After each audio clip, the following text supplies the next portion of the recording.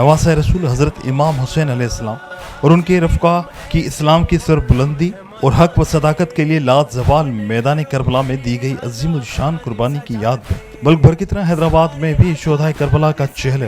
نہایت ہی عقیدت و احترام سے منایا گیا۔ انجمن امامیہ سندھ متولی و منتظمین قدمگاہ مولا علی حیدرآباد کے قدیمی سالانہ مجلس اشرا اربعین شہدائے کربلا مرکزی جلوس قدمگاہ مولا علی سے برآمد ہوا۔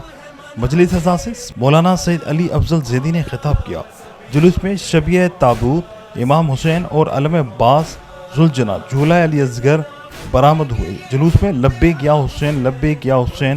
حسینیہ زندہ باد کی صدائیں گونج اٹھی اور حیدرآباد، لطیف آباد، قاسم آباد و دیگر علاقوں سے آئی ہوئی انجمنوں نے نواخوانی اور سینہ زنی کی اور زنجیر کا ماتم برپا کیا۔ اس موقع پر حیدرآباد و لطیف آباد، قاسم آباد، اندرون سندھ سمیت دیگر علاقوں سے ہزاروں کی تعداد میں عزاداران امام حسین نے شرکت کی، جبکہ مختلف علاقوں سے قافلہ اربعین لبیک یا حسین سفر عشق میں پیدل چل کر جلوس میں شامل ہوئے۔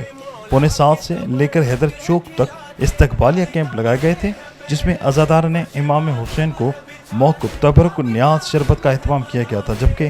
جلوس میں انتظامات پولیس دستے اور رینجرز المصطفیٰ اسکاؤٹ جلوس کو گھیرے میں لے رکھا تھا۔ جلوس کی قیادت انجمن امامیہ سندھ قدمگاہ مولا علی حیدرآباد کے ممبران زوار شاہ نقوی، سجاد شاہ، جاوید شاہ نقوی بھی موجود تھے، جبکہ علماء کرام مولانا حیدر عباس زیدی، مولانا عرفان عرفانی، مولانا سجاد، مولانا بخش چانڈیو، مولانا گل حسن، مولانا دامن و دیگر جلوس کے ساتھ چل رہے تھے۔ اس موقع پر تنظیم نے اعضاء کے علیم حیدر تقوی، شمس الحسن، نصیر حیدر رضوی، شجاعت نقوی، مصطفیٰ حیدری، شمیم نقوی، آفتاب جعفری، ناصر نقوی اور قومی اخبار کے شاہد نقوی بھی موجود تھے۔